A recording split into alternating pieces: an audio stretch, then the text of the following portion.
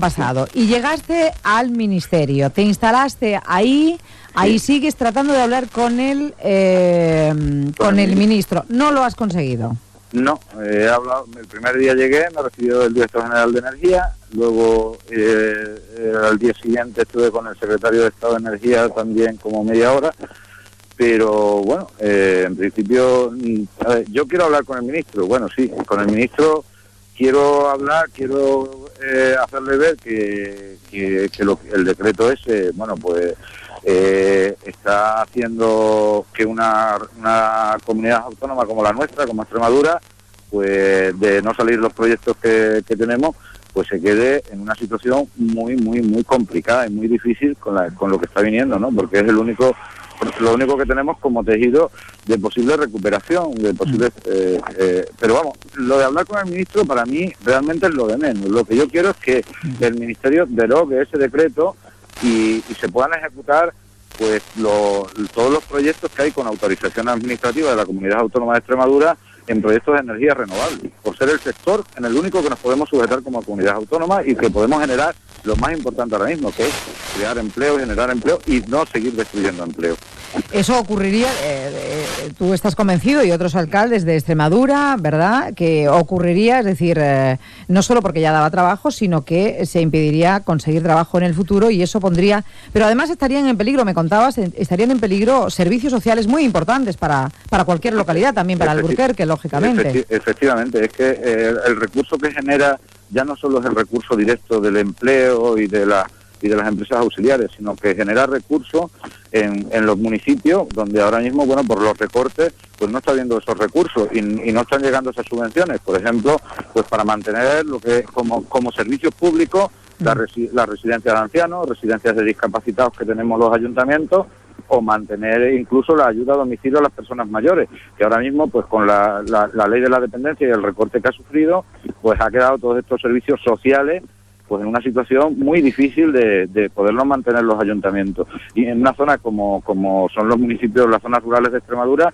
pues peligra que si no mantenemos esos servicios sociales, es difícil que muchos de nuestras personas mayores o de nuestros discapacitados puedan seguir viviendo en lo que hemos intentado hacer durante estos años, que era mantenerlos en nuestro pueblo independientemente de las posibilidades que tengan las familias, tanto a mayores como discapacitados y demás. Y ahora mismo, sí, perdona. ¿Has intentado hablar con el presidente extremeño? Porque yo creo que el apoyo del presidente extremeño, ¿qué opina él de ese decreto? Bueno, el presidente extremeño, cuando salió el decreto, lo primero que hice fue intentar entablar una relación con él en el sentido de ver cómo íbamos a tratar este tema, porque parecía en un principio que él también estaba afectado por esta situación y que veía lo que vemos todos, ¿no? Que era muy complicado, y así lo decía en la prensa de allí de la comunidad.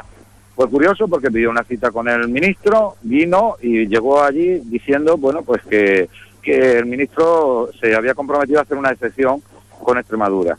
Pero es que la misma noche el ministro intervino en los medios de comunicación a nivel estatal y dijo que no había excepción para Extremadura tampoco. Y a partir de ahí, nuestro presidente se ha callado y ya no ha vuelto a decir nada, ni ha vuelto a hacer nada. Entonces, a partir de ahí es que veo que hay un silencio sobre este tema, que nos jugamos tanto y que todo el mundo se queda callado. Y no lo entiendo, porque realmente es lo único que tenemos para poder generar empleo en una región que necesita tremendamente empezar a generar algo de empleo, si no corremos el peligro de que pase otros años 50, 60, es decir, que se nos vaya otra vez la gente. Es que el futuro puede ser muy muy terrible, ¿no?, para Extremadura. Muy terrible. Caso es que tú no te conformas, por eso has iniciado esta marcha, por eso estás ahí, pero escúchame una cosa, ha llovido estos días, fin de semana, de lunes a viernes estás dentro del ministerio, pero en fin de semana está cerrado el ministerio. Sí, pero estoy aquí en la puerta. Es que, a ver, ¿Pero por la noche también? Por la noche también. ¿Y dónde duermes? Pues he dormido unos días en una furgoneta, le he hecho que se vayan a pasar el fin de semana a los que me estaban acompañando y ahora estoy aquí en un banco que hay en la puerta del ministerio. Bueno, ¿vas a tener que coger una campaña de estas de como los acampados? Pues sí, alcalde. Yo quiero hacer simplemente necesitamos movilizar conciencia en que no todo es...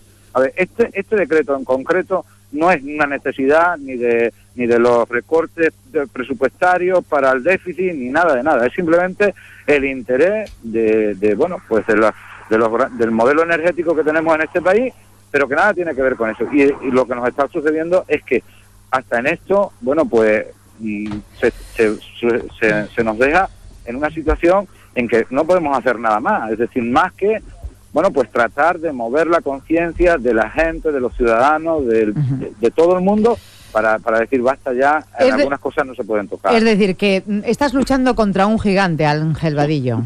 Sí, uno me definió como una pulga contra un elefante, pero... Sí, David contra Goliat, los grandes intereses, las grandes corporaciones, sí, etcétera, etcétera. Pero hay que hacerlo, hay que hacerlo, porque yo creo que, hombre, mientras las grandes empresas energéticas tengan a políticos que han gobernado en sus nóminas y demás, es muy complicado, y eso no puede seguir pasando, porque al final los intereses de los ciudadanos tienen que estar por encima de los intereses de los intereses de los grandes beneficios de las multinacionales y de los intereses de los políticos que han gobernado. Afortunadamente todavía hay políticos que lo creen como tú. Ojalá tengas suerte, pero en fin, creo que esto no es cuestión de suerte. Ángel Vadillo, seguimos en contacto, a ver si el ministro te recibe o... Me da una solución. O da una solución. Una solución, por Dios. Por lo menos recibirle, yo creo que es lo mínimo, teniendo en cuenta esta marcha, teniendo en cuenta que llevas 22 días fuera de tu casa, fuera de tu familia, fuera de tus hijos. En fin, por algo que crees y que es bueno para tu pueblo y para Extremadura. Así es que también Monago, yo creo que podía decir algo, hacer algo. Ojalá se movilicen y se creen conciencias, porque así se consiguen algunas cosas en la vida. Muchísimas gracias, alcalde, y suerte. Muchas gracias, Isabel. Un abrazo fuerte. Esta semana José Antonio Monago sí que en el Parlamento extremeño le han preguntado los grupos y bueno, pues ha dicho que no está de acuerdo con ese decreto porque hay otras alternativas y grandes palabras. Ha dicho que el futuro de Extremadura se debe escribir en grandes letras con las renovables. Sí. Y bueno, es que eso es lo que dijimos el primer día cuando hablamos con Ángel Vadillo, y esperemos que ahora él siga luchando también por eso. Esta misma semana, el jueves, supongo que Ángel, claro, como está aquí en Madrid, no lo sabe, ahí, no lo sabe, pero sí que le han estado preguntando y luego... pues nos alegramos. Pues vamos a llamar un día de estos también al presidente extremeño Monago para hablar con él de estas y otras cuestiones. Algo más en redes, nos vamos a contestador y enseguida hablamos con